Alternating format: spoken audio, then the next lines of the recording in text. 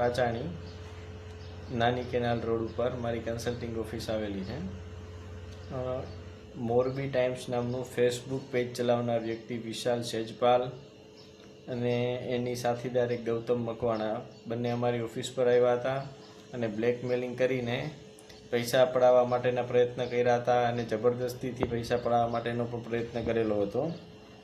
ત્યારબાદ અમે પોલીસ સ્ટેશને જઈને આ જે ગુનાહિત માનસિકતા ધરાવનાર વ્યક્તિ ઉપર અમે ફરિયાદ દાખલ કરેલી હતી.